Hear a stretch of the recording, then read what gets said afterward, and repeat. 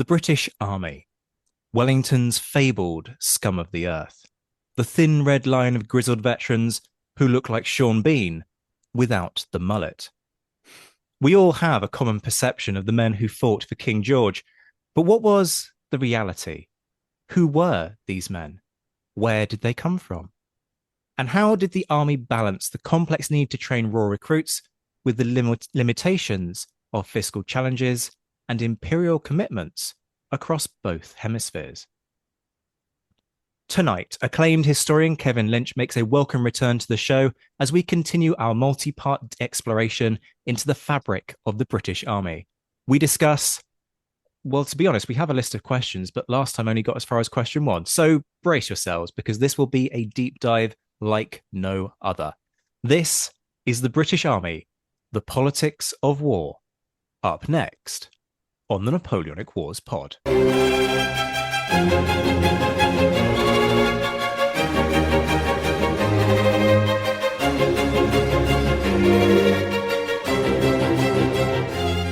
Hello and welcome to another edition of the Napoleonic Wars podcast with me, your host and quartermaster today, Liam Telfer. So excited for this part two. As you'll have heard in the sexy intro, the last time we had Kevin on, we didn't make it past question one. Now, I'm not sure if that's a sort of podcast record. I'm kind of hoping it is. But as always... show. But that doesn't mean that it's not a... To be honest, I'm going to say that it is a record just for podcasting generally. And if someone wants to prove me wrong, they can come at me. But we know how haphazard we can be on this show. So I'm prepared to lay down that mark. In fact, I'm going to contact the Guinness Book of World Records and see if that is like a thing so that we can become a Guinness World Record holding show. There you go. That's my aspiration. Global domination awaits. Yeah, and you say that you don't have a Napoleon complex, but absolutely there we are. Not. Absolutely not. The first isn't the first sign of fixing a problem recognizing it as a problem. Maybe someone should have had that word with the big man back in the day. As you'll have heard, we have Kevin Linch with us today. He's an associate professor of modern history at the University of Leeds. He specialises in the history of Britain in the 18th and early 19th centuries, focusing on the history of Britain's armed forces and their relationship to wider political, social and cultural trends. He's the author of the recently published The British Army, 1783 to 1815, and Britain and Wellington's Army. Working with Dr. Simon Quinn, he also recently launched an online database of British Army officers available at georgianarmyofficers.org. Thanks very much for joining us again, Kevin. How are you? I'm good, and thanks for having me back on. Let's see how far we can get today then. I'm impressed that you're not traumatized from the last one. No, it was good. I like wandering around in it. I've been looking at this stuff for a long time, so the chance to talk about it, with fellow enthusiasts is very welcome. I like it. The Napoleonic Wars pod as therapy. That's a marketable commodity right there. Quartermaster, get onto it. We can merchify that. Okay, so let's actually cover question two, i.e. what we should have done like 10 minutes into the first show. And folks, we're going all over it and looking at various facets of how the army operates, how it has to adapt to challenges, the multiple layers that kind of holds this army together. So if you're feeling that you kind of have dropped in at the deep end with part two, please go back and listen to part one so that this perhaps makes a little bit more sense and kind of sets things in a little bit more context, because that is fundamentally what we did in episode one, is kind of build those foundations for what follows. But I want to look at the demands on the army in terms of deployment. We mentioned in the introduction, this is a force that is operating not just in multiple theatres, but is operating on multiple continents, multiple hemispheres. Communication is a huge challenge. This is something that we see during the American War of Independence. Quite obviously, it takes about 3 months to get a letter to the New World, as it would have been termed, and then 3 months back, and that creates a real challenge. Same story for India, as I've said a few times on this show now. Basically, India is about 18 months away. You send a letter, it'll be 9 months getting there, if somebody pens the response the next day, it's 9 months coming back. And that's a big problem operationally in terms of trust as well. The politics of the individuals. This obviously plays out in India. Sorry to make all of this about India, folks, but it is quite important within this context because what does Wellesley do? Not Arthur Wellesley, the other Wellesley, Yeah, Mornington. Big Brother. Um, he creates facts on the ground and constructs his own sort of British foreign policy in India because he can. Now, the army doesn't necessarily have to play politics all of the time if there is a regional governor, because Richard is fundamentally a political appointee. Mm. But the army is integral to all of this. So how does the army navigate sort of that sort of boundary between the political and the military, if such a boundary even exists, I guess, because regional commanders of the forces can have huge sway, Yeah. as can military governors. But also within this very rambly and waffly question that's frankly gone on for about 10 minutes in its own right, you can see why part one went on for so long. How does the army sort of physically deal with that challenge that it's spread very thinly? Mm. And I mean, if you take the sort of the conclusions of Jeremy Black in this idea, this is what the army sort of does, this is what Britain does, it's how it sort of thinks strategically. If there's a war, go take some sugar islands. Yeah. In theory, the army should be built for this. Mm. But in practice, I suspect that it's not quite that simple. So talk No, me through your definitely thoughts on not. this Yeah. waffle. Yeah, crikey, where do I start? Perhaps the slightly more simple part about how the army deals with sort of managing deployments. Um, the simple answer to that sometimes is actually not very well at all. That it does lose control and it does lose track of where things are because of all those things that you just mentioned about time and distance.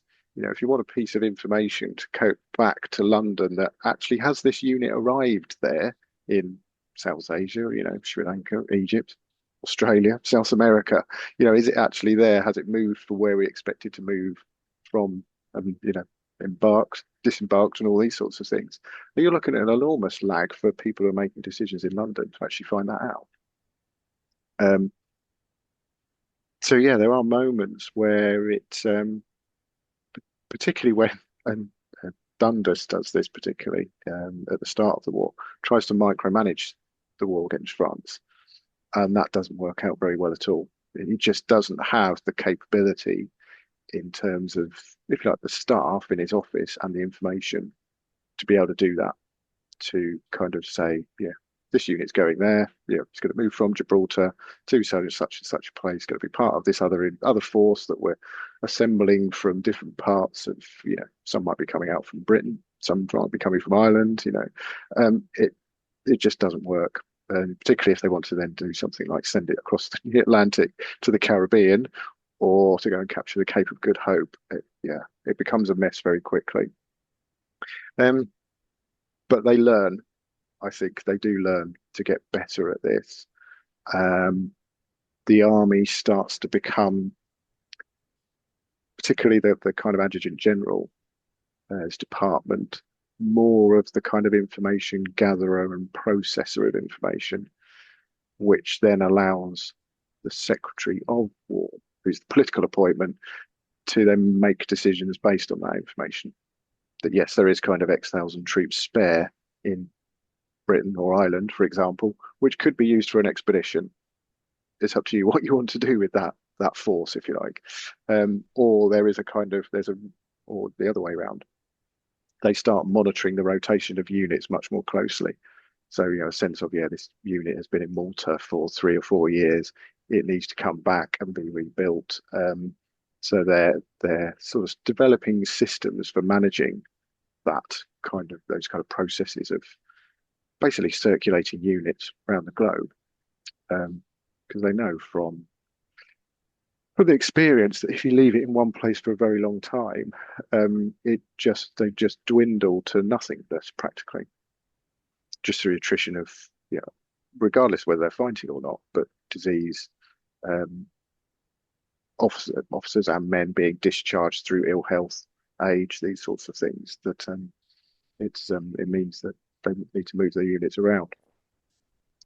Um, yeah, so there is that kind of sort of getting control of the information. I think better handling of it and better processing of it, and you get to see that in the records a bit more, which is where all this comes from. Of course, it's not. It's all based on the records that were actually in London that you can suddenly see. Oh, I can produce nice charts now of where all the units are, um, because they actually had that information, which they didn't have very easily to hand in the 1780s. So the fact that we can do this kind of work now is evidence that they were doing it at the time. They were kind of creating almost a library for themselves, I think. Where is this unit? How strong? What was the latest piece of information we have about it? That sort of stuff. Um, so yeah, there's a kind of development there, which is quite obvious. That does mean, I suppose, that there's sort of political military dimensions that you talked about in the earlier sort of 1790s, and then certain places are very fuzzy, as you highlighted. But I think in other areas it gets more distinct, more clear that there is a political appointment, Secretary of War, who makes decisions. That they want X thousand men for an expedition against Copenhagen, but they don't actually choose the units. Like the army gives them we can find that many men, and they sort out what the units are and what the best ones to choose from. And that's quite different from the 1790s, I think, where you see and us as the Secretary of War. I said it's a new role, so you can forgive him for not quite knowing how this works. Going and actually directly ordering units himself and trying to move them around, or Pitt even actually. There's some evidence that kind of Pitt was trying to gather all this information as well. Because this is a real rabbit hole. There's these tiny little cards that Pitt had made up. It's almost like he kept them in his pocket and was meant to have a list of where all the units were at the time and how strong they were, which are in his papers in the National Archives. Which is kind of really interesting that they've obviously designed, if you like, created to be kept on him. They're small enough that they could refer to them like that rather than the big books that the Adjutant General's office had. That says a lot about the capacity of Pitt, doesn't it? Yeah. I'm just going to pluck some cards out of my pocket and just casually come up with some kind of grand strategic aim based on the fact that I know that we've got 4,000 guys in Gibraltar and we can sort of. And I can tell you what regiments there are as well. I've got a list, and about how he wanted to work. So Wellington sometimes gets accused of being a micromanager, but you can definitely see Pitt being a micromanager there. That he wanted to have that information and do that. But as the wars get bigger, as you talked about in terms of scale and scope, it just can't do that. You need a team of people who are working on this pretty much all the time to manage this. I mean, it does seem quite strange to think about it being a radical approach in the 1780s that somebody sort of decides that it might be useful to know how many men we have in a particular place at a given point in time. And it reminds me of that kind of the fact that the book that we're fundamentally basing this series off of, your book on the British Army, is the second part of a two-parter. Well, it's actually part of a series on how the British Army changes over time. The predecessor in the series, of course, being Stephen Conway's title. And I'm curious about how much is changing in terms of organization and operation during this period, which is probably I'm getting eyes from the quartermaster. I don't know if that's because I've just stolen the follow-up that he wanted, or whether he's mentally going, for heaven's sake, Zach, that is interview 34 in the series. Sit down and be quiet. Liam, which boo-boo have I made on this occasion? It was the former, I'm afraid. I've been scribbling notes about the changes and development because the distances aren't new.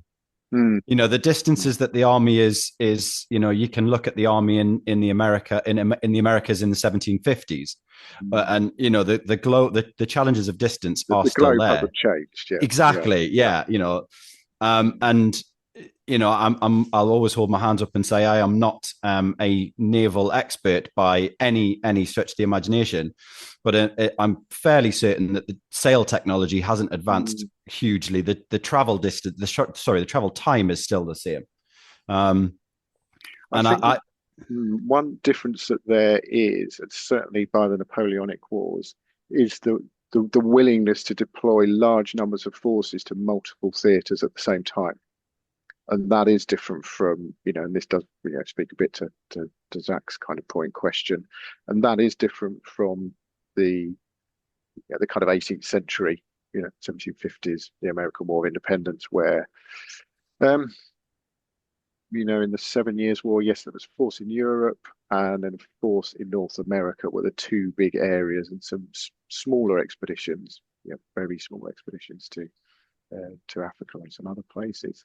The American War of Independence is mostly just fought in North America, with some activity in the Caribbean and Gibraltar. But yeah, what sort of stretches the army and the government, I think, particularly, is wanting to fight in places across the globe all at the same time. So it is South Asia, then it is kind of South Africa, it is Caribbean, and though the fighting in North America doesn't get going until 1812, they're kind of worried about it still in the 1790s, and that's without adding in Europe. And Europe, then you can divide into, well, there's kind of the Flanders area where traditionally Britain has sent most of its forces, but then also Southern Europe, Italy, Mediterranean, Egypt.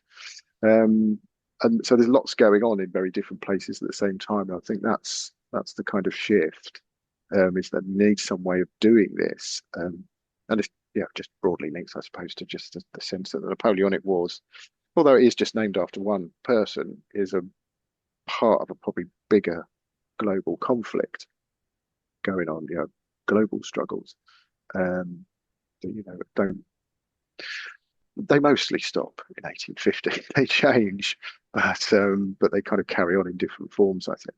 So I think that is one, way that they're dealing with the same space, but kind of having to deal with it all at the same time. I think it marks out as different. looking at those developments that you've been talking about, particularly things like the Adjutant General's Department and stuff like that, is that led by the I'm sort of it's chicken or egg? Is that because the army is in more places, or is that because government policy wants to send the army more places? Mm. Mm. Well, can I Yeah. also add into that? Is it just that the army is bigger, so it has the capacity? Mm. Mm. Yeah, they get more troops, so it's kind of, well, what do we do with them? Yeah. But then it's bigger because it needs to be. There's definitely some circles going on here where it's difficult to point to the exact moment where things start. If you like, that Britain has always had, the 18th century units in different places around the globe, and they kind of sort of simultaneously reinforce them. And I think that links probably to, I'm stretching my memory back to the last time we talked, some of the things about the nature of the war, if you like, that they are worried about French expansion everywhere, and what that might mean. Yeah, and I think there's obviously a kind of push that they have to do it, uh, because they've seen in the 1790s what goes wrong if they don't bring in these changes, if they don't kind of manage the information better. I think there's also a mindset as well, which you see starting to emerge in the 1780s, within government, within politics, about reform, about better government, um, about statistics too, actually, being something which is of use rather than just sort of a branch of mathematics, if you like, a way of thinking about things and dealing with information, which is, um, you know, emerging, which the army is not immune to, if you like. They're part of that kind of world. The links aren't quite always that obvious. Probably the most clear one, I suppose, is actually Palmerston, I think, who is secretary at war for quite a long time.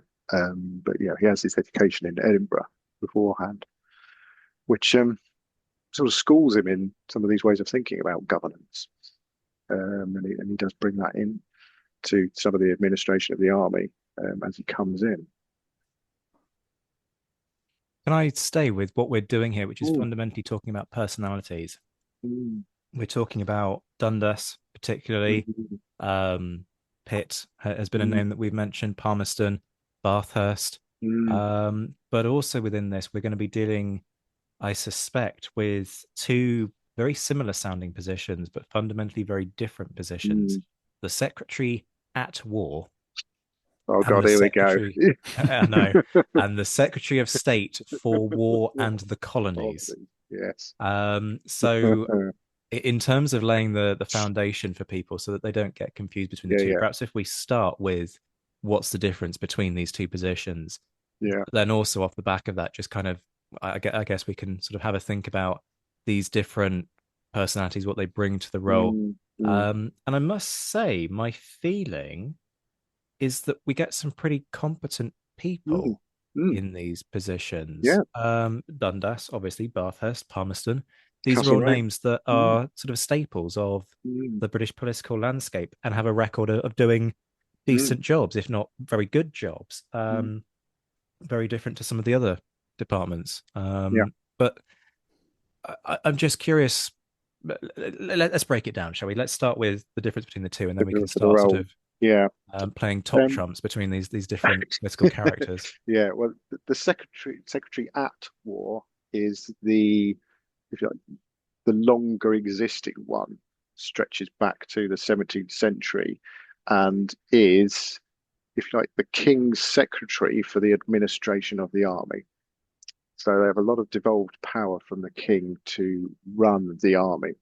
So it's mostly kind of day-to-day kind of activities, a lot to do with finance, a lot to do with kind of commissioning officers, yeah, the kind of sort of stuff that isn't to do with military training, but is to do with kind of running a big organization. Um, so they have this role in doing that, though they do issue regulations. So there's some very fuzzy boundaries where they overlap with other roles, and that does cause problems. The Secretary for State for War and Colonies, often referred to as the Secretary of War, which is, you know, kind of a bit too close to the Secretary at War, which is where the confusion comes, is a new appointment created in 1794, a new role created in 1794, which is the politician.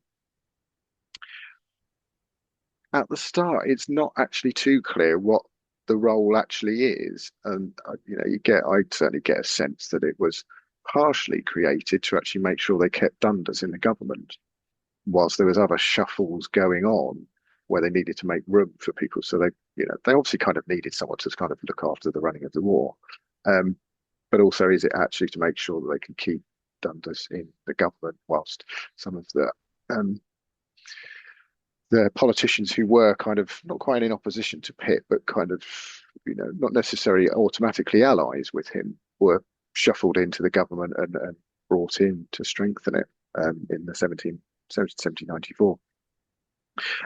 But actually, as it role develops, that becomes more concerned with perhaps sort of more political decisions about right where troops are deployed and why they might be deployed there, which might relate to Foreign Office as well. Um, they also then start to become the ones who, which we might get to in kind of episode 6 or 7, think about actually the recruitment of the army and how to actually maintain the numbers that it needs. So kind of policy issues, which would be not something the Secretary at War would deal with. They kind of sort of doing the day-to-day management, and so the Secretary of State might be thinking, yeah, we need to find a way of getting actually 20 or 30,000 men into the army because we're trying to build this alliance with some continental powers, so therefore we need, an expeditionary force effectively. We just don't have the numbers to do that at the moment. So they start getting involved in those kind of discussions, which often means new legislation in Parliament coming in. So they get responsible for that. There's so much more to say about these two roles, but that's basically kind of how they're sort of different. They don't always work like that. as I said, because they do overlap, and as we're probably going to talk a bit about that in a moment, it's about who's in it as well and how willing they are to stick to the roles that they've got. That is a beautiful segue that we are not going to just leave and sort Leaving, of yeah. watch float on by. I've just been actually pulling up very reliable information on this in the form of Wikipedia, to just double check what I was kind of Mm, saying in terms of, was my sense of who's in these positions kind of right? And taking Secretary of State for War in the colonies, mm, you got people like Castlereagh, mm. Liverpool, Bathurst. Yes. These. Why does this?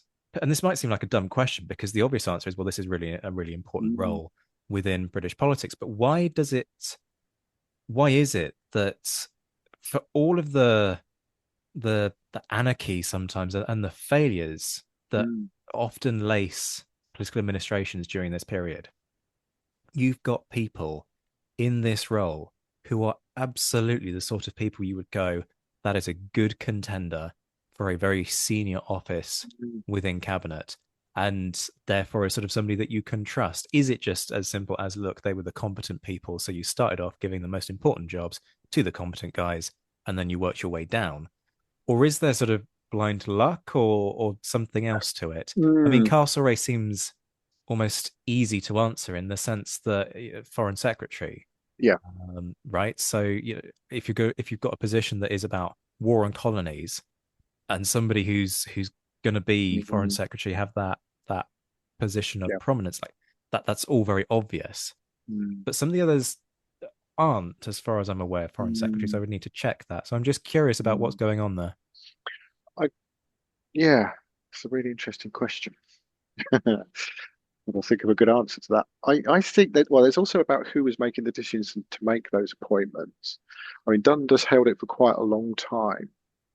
Um, but then thinking about the sort of biographies, and I'm going from what I remember off the top of my head here and where they were in their careers, it kind of feels sometimes like the Secretary for State for War and Colonies was a way of promoting some people and seeing how they did. So when Castlereagh comes into it, he's just come out of doing all the kind of political fixing in Ireland, basically, to get the union through. So there's a kind of sense that actually this is an obvious next step for him. And yeah, that is Pitt and Addington kind of making that decision about, yeah, he's proved himself to be a very good politician. Um, we should try and find a way of keeping him. So let's put him in this role. But he's probably still too junior, if you like, in his career and his sort of political clout to be the foreign secretary. Um, I think there is Camden as well. He's kind of a bit of a non-entity, really, I think, in terms of actually doing it. But then Pitt takes over. But then the same kind of almost for Liverpool as well. You see that he, has been in government before, has had other roles. This is a step up and a very important one, a very trusted, they have to trust the person in this role.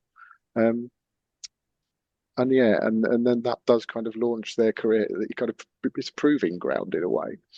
They do a very good job of it, and they learn a lot from doing it, I suspect.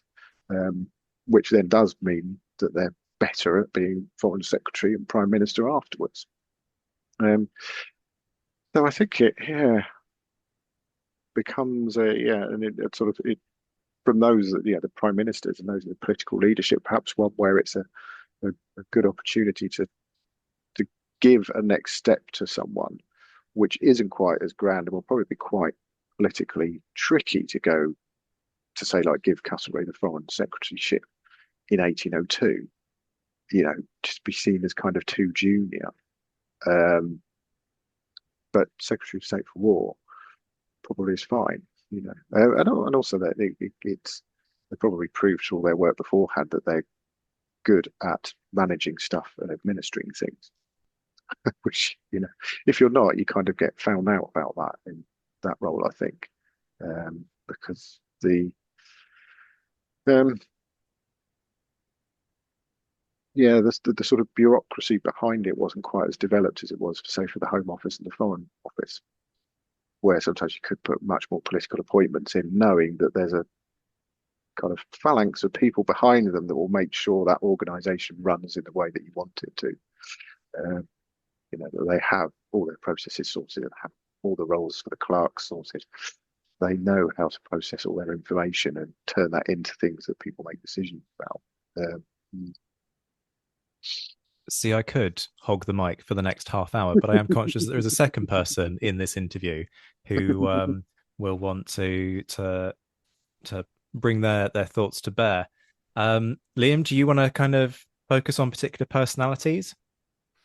Well, I mean, I'm conscious that we're getting further and further away from the title of the interview. I mean, But it I was called kind King of George's Men, and we're not really focusing on the guys who well, do the fighting. But we'll just only no, focus on 5 or 6 of them that were involved in running yeah. it. Yeah, yeah. But I just it's I'm sort of looking at this as from a very rudimentary angle, and particularly secretaries at war and secretaries of war in the colonies.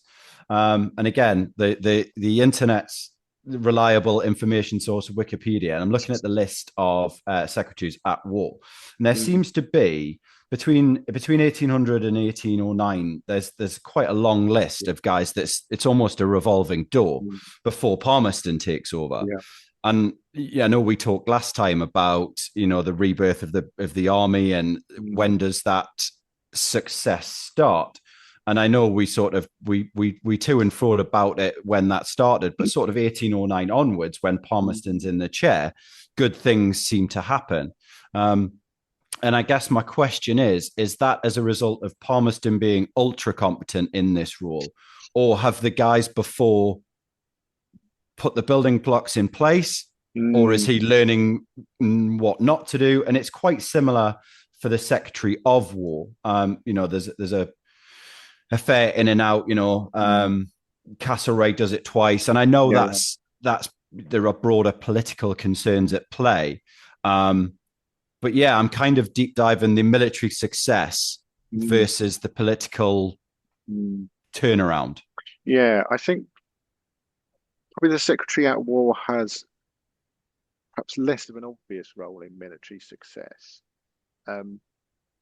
Though a lot of the work that they're going to do is kind of going to underpin some very basic things like are soldiers getting paid, and kind of actually is the mechanisms for making sure the administration of the army works effectively. So things about, uniform, that sort of stuff actually working, our accounts being cleared and these sorts of things.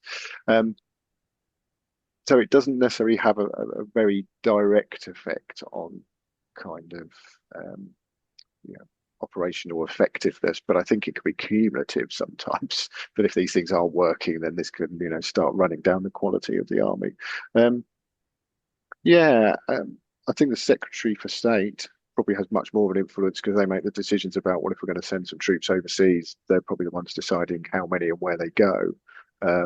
So there is there is some things there to think about with those decisions. But this is where the kind of, which is probably what Zach was going to ask me about, sometimes the personalities come in, that if someone is actually kind of there and just about sort of ticking over with their job, then other people will step in and make some of those decisions for them. And I think that's particularly the case in, we did talk about it last time, the sort of instability in government from 1801, 1802 through to about 1809 being reflected in the army in different ways. That sometimes you do basically see Pitt making all the decisions as Prime Minister, and it kind of doesn't matter too much who the Secretary at War is or who the Secretary of State for War is. He's the one who's going, we're going to try and get an alliance with Russia, for example, and we're going to get an expeditionary force, and we're going to land in Sicily and join up with the Russian army there and invade Italy. And I don't think many Secretary at War, probably even the Secretary of State for War, had much input into that decision. They may have had to deal with the consequences of it. Sometimes the sort of these roles diminish in their significance, I think, because of the personalities in other roles. And actually, one we haven't talked about at all is not just politicians, but it's the monarchy as well. That's kind of sort of lurking in the background too, about what does George III and what does the Prince Regent think about these things. That's a deep dive there into that. Yeah, so I think those moments there where they kind of, yeah, there's a lot of rotation. Um, Sometimes I don't think they have much chance to kind of put things in place, to build things for others. And I think Palmerston is quite different from the previous secretary at war from the others in what he does to the department that he runs. Um, the secretaries of state are a little bit more interesting because they start having a permanent, if you like, a equivalent of a permanent civil servant underneath them there who provides some continuity. I could try and stretch over to wherever my one of the copies of my book that I've got here does. I've got a list in the back of who all these people were, and some of them do go run across a few of those appointments, and you start to think, right, okay, that's where that kind of institutional knowledge rests, is in some of those people who were non-political appointments and were working there for several years. I mean, you have given us another thread, but we're not quite ready for that thread just yet. Because you're tapping into something there that has always really struck me about just how different the operation of politics can be. Well, I mean, it depends on your perspective, actually, in terms of whether or not the operation of politics has changed all that much over the intervening 200 years. Certainly, if you're of a more cynical disposition, then you might feel that it remains the case that sometimes different departments aren't talking to one another, and sometimes, the left hand really isn't talking to the right. Oh yeah, you could definitely see that sometimes looking at the record. I think, yeah, this seems familiar. Exactly. Yeah. And that's kind of where I want to go with this next question, because I see instances of that. I'm not about to kind of go into a crime and punishment rabbit hole, but there are moments where somebody somewhere has made a decision and everybody goes, sorry, what now? You want me to make what happen? And I think that's something that people perhaps need to bear in mind, that government policy really isn't anywhere near as sort of cohesive and well formulated a notion No. as we would assume that it is, Mm. perhaps based on our modern interpretation of politics. But 200 years ago, very, very different, and people could derail entire plans just on a whim. Mm. So, how does the army as an institution, I guess, if we sort of start to think about how this filters down, how does the army as an institution try and deal with those changes and those personalities that turn around to them and go, this is what you're going to do? And fundamentally, the army's got to kind of respond with, okay, well, we can make that happen, or you haven't got a clue what we're dealing with. That's Yeah. a pie in the sky scheme. Mm. I think early on, so 1790s in particular, and it's difficult to actually find very, pin this down in terms of here's some really good examples, but there's a kind of sense that the army is actually quite overawed by the politicians, particularly when it comes to sort of how the army is going to recruit. It kind of gets railroaded by politicians and what they want to do. As there's a kind of core, and I think it's actually is about personalities. There's a core of people who come together and start, you running the army. So that is the Duke of York. It is Harry Calvert as the Adjutant General. It is some of the assistant, quartermaster generals, and their assistants and things, who are in start. That they appear in they get into these roles in the mid 1790s, late 1790s, and then they stay in them for quite a long time. And I think they get a bit more assertive about kind of saying no, or kind of at least giving people pauses for thought. And some of the good politicians that were sort of above them in those roles realised that they need to talk to these people when they're thinking about things. They should seek their advice about certain matters, about how to, whether it's operational things or whether it's managerial things. That's not always the case, though. It doesn't always happen like that, and there are things that flare up. But I think the army, by the sort of, again, we get back to sort of 1809, 1810s, has a stronger sense of what it knows about itself and what it thinks, if you like, about how things should be run, and is sometimes prepared to defend some of those a bit. So, yeah, 1809, and then again in 1812, particularly 1812, when George becomes Prince Regent, there is quite a big spat between the Secretary of War and Horse Guards, the Commander-in-Chief's office, and particularly the Adjutant General about who can make regulations for the army, particularly on disciplinary matters. And kind of the army, well, it's not kind of wins, but it feels like the Secretary at War has to back down a little bit about, yes, they can make regulations about finance, but not about military justice and some of the administration, kind of internal administration of the army. But they do try it again afterwards. It still rumbles on, kind of these sort of jurisdictions, conflicting with each other afterwards. So I think it's the sort of institutional response, if you like, from the army, I think is very much down to some people being in some posts for a long time, and having a keener sense of how they wanted things done, or things that they didn't want done. But then, of course, you then throw in other big personalities like Wellington in Iberia, and there's another kind of, he wants things done a certain way, which isn't quite the way that the Horse Guards would sometimes want them done either. So a new dynamic appears there, certainly from 1808 onwards, and certainly in the 1810s, which they have to manage. In terms of that interplay, I think it's really interesting. We've looked at the political side of it. And I mean, I have to sort of fight the modern context in my brain, because it always goes there with the army as it sort of was when I was in it. But how does that interplay between the likes of the secretaries, the various secretaries in those covering those militaristic roles? Because I know you said they overlapped, and a lot of what you said, I'm thinking, but surely that's the commander-in-chief.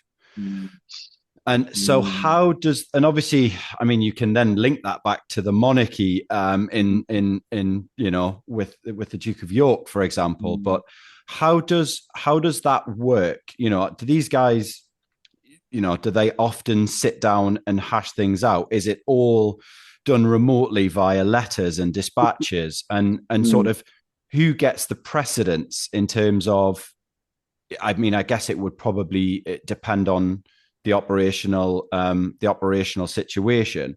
But I guess you could also bring into that people like the First Naval Lord or the Board of Ordnance. Yeah.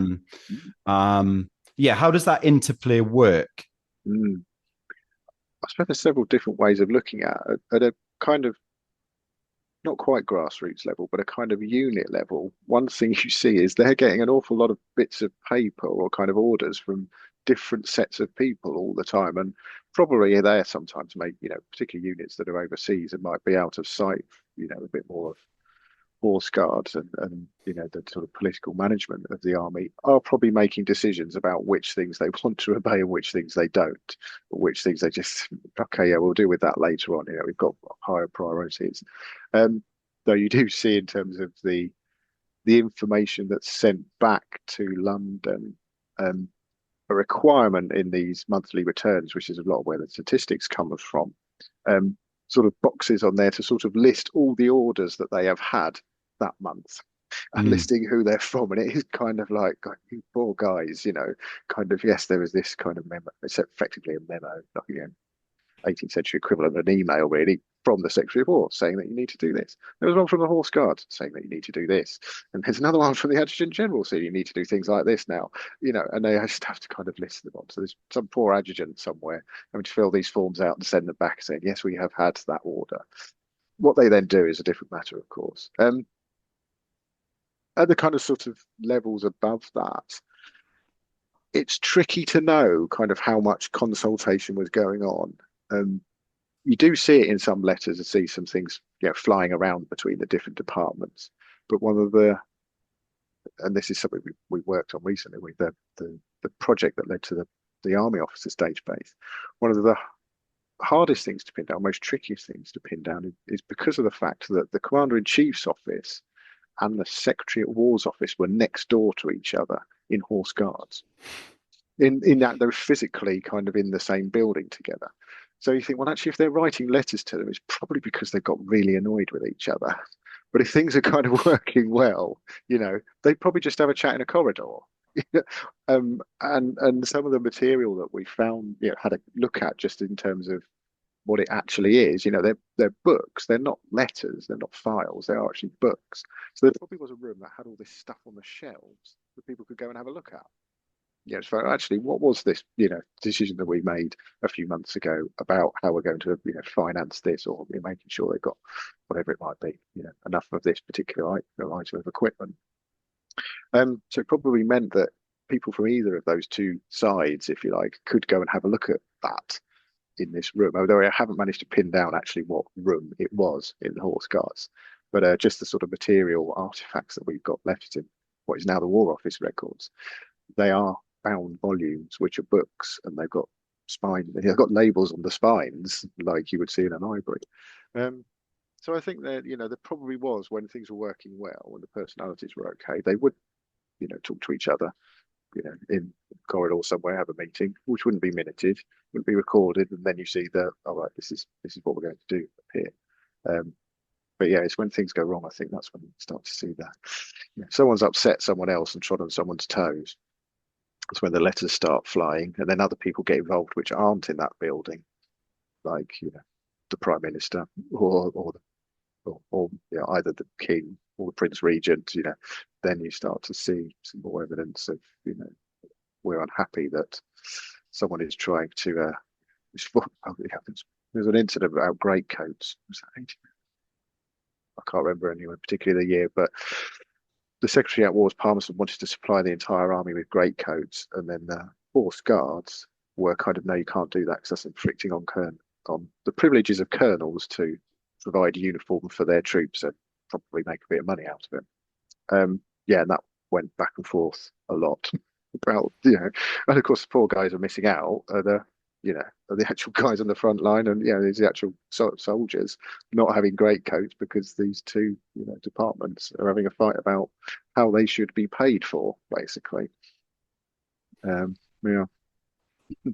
I'm surprised Gilray didn't pick up on this concept and create some kind of beautiful caricature of husband and wife arguing at different ends of a very long dinner table and sort of sending furious letters to one another. It's the sort of thing he could have done a beautiful job with. Yeah. I wonder if they kept things a little bit quiet, though, actually. There's part of the things of being in the Horse Guards building that maybe some things didn't get out of it too much sometimes, like that. I can well imagine that was the case. Mm. You've been teasing us with this, the influence of monarchy Mm. on all of this. It is fundamentally the king's army. Yeah. But of course, Britain has a very long history of wanting to keep the king's army well out of reach of the king, because English Civil War, folks, that's literally half of the ag. Now, I've always felt that the king, and granted, this is very much sort of my research biases at play here. The king can say certain things and he can sort of make declarations of what he feels his will might be, but everybody's at liberty to ignore that. The one that I always cite is, the king turning around in 1807 and saying, it's his personal opinion that 1,000 lashes is quite enough. We don't need sort of 1,500 or 1,200 lash floggings. And people kind of go, that's nice. And they absolutely issued 1,200. Yeah, exactly. Yeah. They blithely ignore it. And then you've got many, many questions about to what extent does the Commander-in-Chief, the Duke of York, have conversations with fundamentally Daddy about discipline and flogging, and does that feed into why in 1812 he turns around and says, look, we're not doing 500 lash floggings for regimental courts martial anymore, we're making the limit 300? And the honest answer is nobody knows, partly because a lot of that paperwork has gone up in smoke. Quite literally, it burnt. The part of the Royal Archives burnt, I want to say during the Second World War, but we just don't have that material to answer that question. I think was the Duke of York's papers, part of his will was that they would be destroyed, I think. Was it? Interesting. I think. Okay. But don't hold me. Well, I've said it now on the podcast, haven't I? So there we go. It is now fact. We will write it into Wikipedia immediately. I think half a memory of there was something about when he died that the sort of his will was some things would be destroyed. Anyway, yeah. So there are two edges to this. One is sort of how much is that perception actually right? Where does the king's influence start to Mm, bite? Is it kept fundamentally ceremonial? Or bearing in mind that everybody's commission fundamentally comes from the mm, king, does he generate mm, genuine influence? mm, But also, how does this work in terms of the fact that you've got the commander in chief of the army being the son of the king, and therefore the brother of the prince regent, and those are very, very close, at least in terms of blood, very close ties that might lead to significant influence that you would think politicians might not want to mm, exist. mm. Yeah, yeah. At a fundamental level, I suppose there is something about that all of the different roles that were involved in administering the army all had delegated powers from the monarchy. So that it was like kind of, well, the monarch cannot do all of these things himself or herself. So therefore, they appoint a lieutenant to do them, and a lot of the kind of bits of paper you see about these roles, the commission that's given to the commander in chief, or I think it's a warrant for the secretary of war. It kind of lists that how they are getting them and doing these things. So in that respect, kind of they kind of have a sort of obligation to listen to it. As you say, what they then do, I think, is a different matter. When it bites, often depends on the broader political situation, I think. So at certain stages, if the ministry, if you like, that is in government is very strong, then they can probably bizarrely sideline the monarchy a little bit. When it's weaker, then the monarch can have more say or more sway, perhaps might be a better way of putting it, because they might be relying on kind of agreeing with him or being seen to agree with him as a way of buttressing their political power and bringing in some wavering support, if you like, on certain things. So having a spat with the monarch, if you're a slightly weaker government, is a surefire way to look like you're an even weaker government, and that would set the kind of the rabbits running in terms of, well, perhaps there should be another government. Then the king doesn't have confidence in its ministers, so we should start thinking about that. There are some big issues, I think, where um, it also has kind of more influence, but perhaps his voice is louder. One is about colonels, the privileges of colonels, I think, and that tier of kind of administering the army. And kind of and he's got big allies there because the Duke of York is also a colonel of several regiments, and so is the Prince Regent too. So they can kind of quite quickly fall a very weighty phalanx to say, particularly someone like the Secretary of War, no, you can't administer this in this way because that would affect my privileges as a colonel of a regiment and also as your monarch or the son of the monarch or the Prince Regent.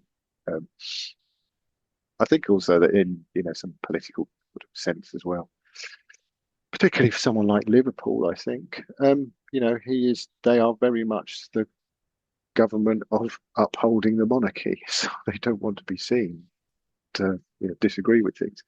There's probably some things where they don't tell them what they're up to, tell them what they're up to, and avoid kind of having conversations about it. Catholicism is the big one. And the government does collapse on that issue in 1807. So yeah, so it is kind of not straightforward. They're always having to negotiate probably or think about what might be the monarch's response to this. In some cases, it's kind of it doesn't matter, but they still have to think about whether it matters or not before they make that decision. I think they can't really just go off and do what they want because if they do cause an upset, they know that could cause problems very quickly. In some You talk. respects, sorry, Liam, I'm gonna embrace my inner Napoleon. Um, it's my podcast, and I'll be a tyrannical dictator if I want to. And I am going to be very self-indulgent here, and I'm going to talk about crime and punishment, but with a point. In order, yes, all right, he says as Liam chuckles. Oh, shock! Zach's bringing crime and punishment into the conversation again.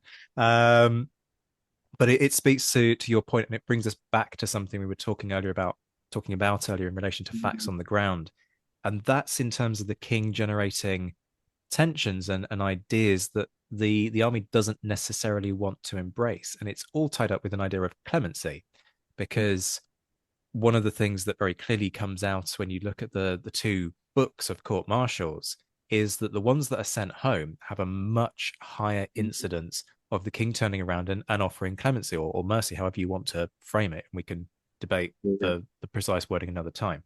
Um, but fundamentally, the king is inclined when people are sentenced to death to turn around and ameliorate the sentence by reducing it to transportation for either life or a certain period of years or service abroad indefinitely. And that you can turn around and say, well, that is fundamentally a sentence of working until you die and or being banished. And those are horrendous sentences. And yes, they are.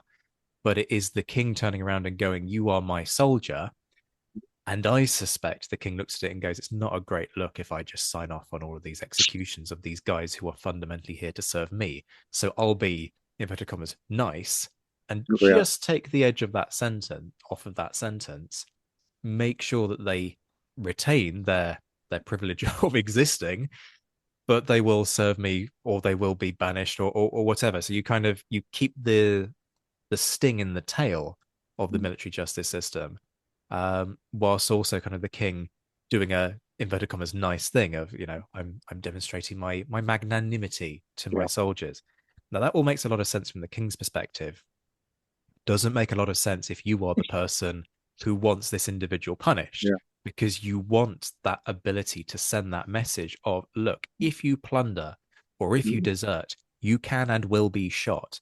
And Mm. so what you see is the inclination to send trials that have taken place abroad home for confirmation drop like a stone.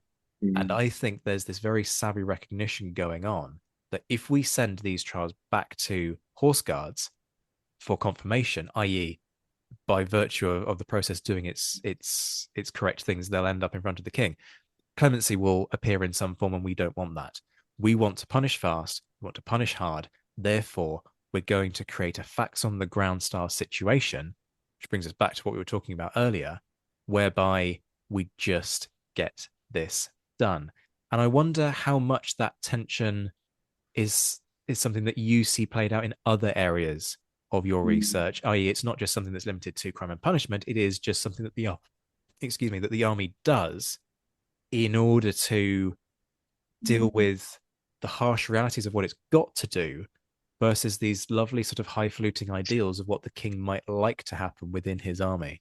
Mm. Yeah, that's very interesting.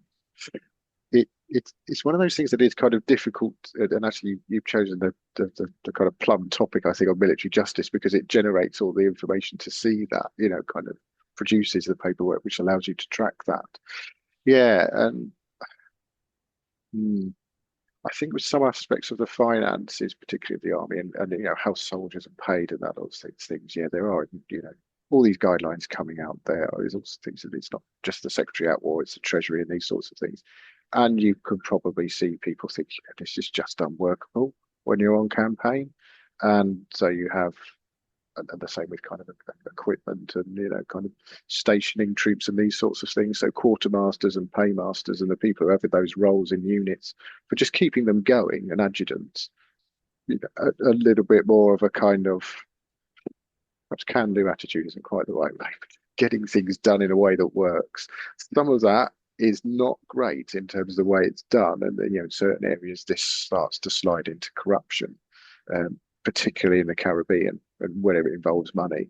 They do a big, and that comes to light through some big investigations that get taken place at Parliament's behest, which starts to uncover all the kind of abuses that are happening there in terms of people in positions of authority getting hold of money, which is for the soldiers or for units, and then using it for other things, but cleaning some money off, using it as their personal banking funds, all sorts of things going on in there, which is kind of evidence of that kind of we could ignore some of this stuff that comes out from the centre, if you like, comes from Horse Guards, comes from Whitehall.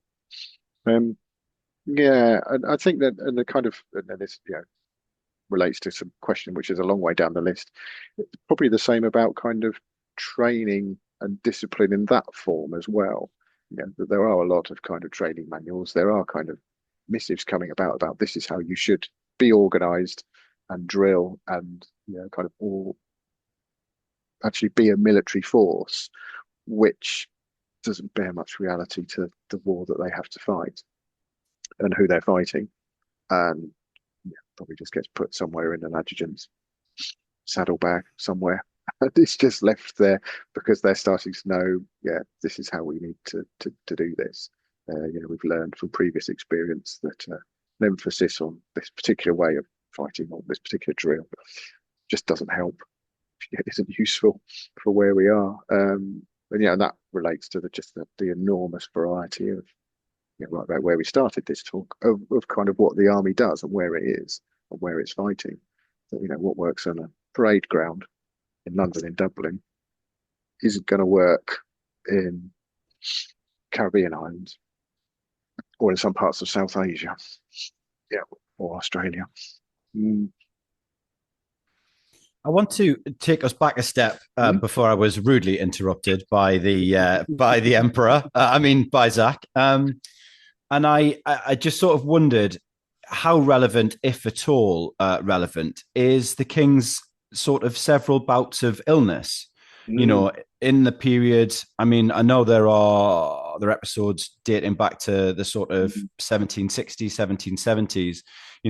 We're not particularly looking at that period, I know, but from the sort of 1790s onwards up until the Regency Act, there are at least several, I can't remember off the top of my head, several episodes of incapacity, shall we say. And how, I know you said that the ministers are sort of almost going, well, what would the king like, or what would the king do? And how relevant is that in the things that we're talking about in that period between sort of 1790 and was it 1811, 1810? I can't remember off the top of my head.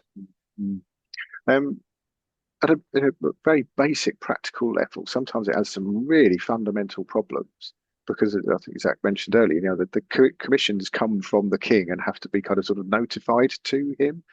He doesn't actually sign them, but he actually, I think, has to hear their names being read, and it has to be sort of done in his presence and then signed off in his presence. So, at particular moments of those moments, when he is incapacitated, kind of the administration of the army can stop if they're not careful. And also it's kind of financial things as well. There is sort of different ways of kind of issuing money, and one of them is by royal warrants. And actually, a lot of the sort of extra funding for the army, which is actually most of the day-to-day funding, is done through that mechanism. And again, that can cause massive problems if that can't be done at practical level. That's before you even get to the political stuff. Actually, we need to make sure that he might be okay with this. And also, I think there's another dimension to it too, which is just adding to the complexity of it again. We should probably get in the sense of by this whole 2 episodes that it's actually really, really complex. is ministers worrying about making the king ill through raising things that actually kind of, particularly 1889, 1810, they are, some are starting to think about Regency Act, some are thinking about the health of the king, and they're probably worried about actually making him worse. There could be things that perhaps we would like to talk about, would like to do, reforms we'd like to think about, these sorts of things, but actually now is not the time. Because otherwise, if that causes, what they might have seen as kind of an episode, would actually kind of made him more unwell, then we're in a whole heap of other political trouble. We'll have a bigger issue to deal with. And I think that plays on their minds too sometimes, that they think carefully about whether they should be talking about that with him because of the effect it might have. I think I'd love to look at how then that changes once the Prince Regent is the Prince Regent, and how does that change / improve or not improve? I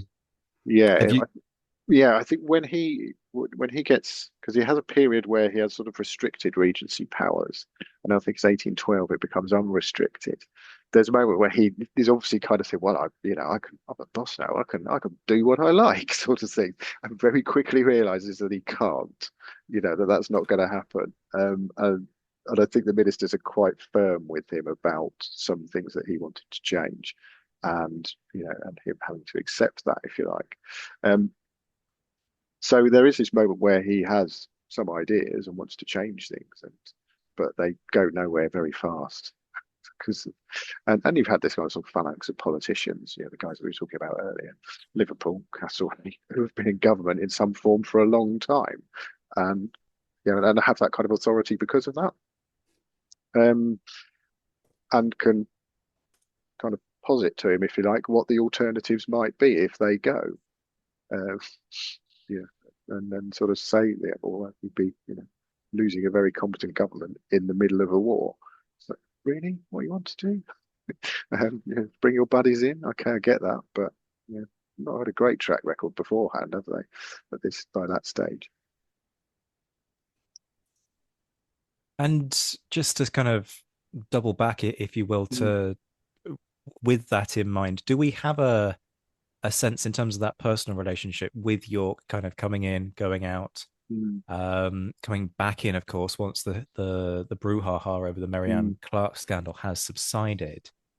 Um, do we have a sense of the relationship between army and monarch, and army and politician, and monarch and politician being affected as we have this transition? I'm thinking fundamentally about mm, closeness of York as commander in chief to King, York to Prince Regent. Do we have senses of the relationship shifting at all? Or at the very least, people being aware of a need to manage that situation slightly differently? Or is that just sort of an idea that doesn't really sort of end up going anywhere? Um, I can't think of much between the Prince Regent and the Duke of York over military matters. Certainly by that stage.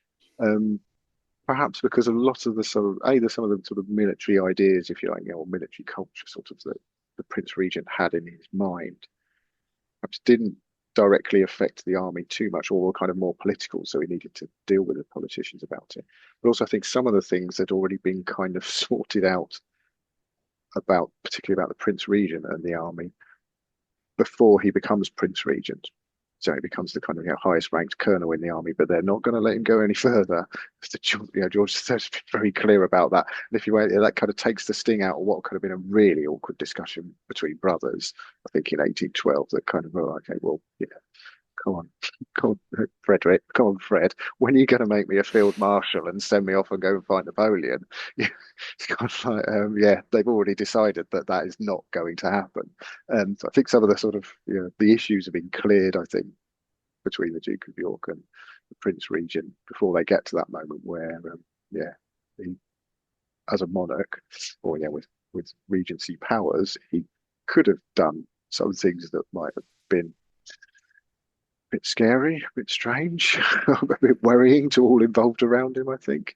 Yeah, so I think that sort of that relationship, that dimension, I think had been kind of settled a bit more, and it was much more about the Prince Regent and the politicians that needed a bit of ironing out in those first few months, or not necessarily peace was established, but a working relationship was established, I think. Kevin, I have bad news. We've only managed to go 65 minutes on one question this Oh time. man, oh come on. So clearly we need to work harder in order to draw more information out of you. But with an eye on follow-up questions, I think this is a good and natural point at which to break. We will have to rename this episode "The Politics of War," so I'll have to go and re-record some of that intro. Um, but wow, what a second installment to the series, folks. You've been listening to Kevin Linch, Associate Professor of Modern History at the University of Leeds. You need to go and buy The British Army 1783 to 1815. It was published by Pen and Sword, and also Britain and Wellington's Army. If you haven't already checked out that phenomenal resource that is georgianarmyofficers.org, I would urge you to go and do so. It's a phenomenal database of the careers of British Army officers. Very easy to navigate, very easy to lose yourself, quite frankly, in many hours of your life in tracing these different individuals and where they are at different points in their careers.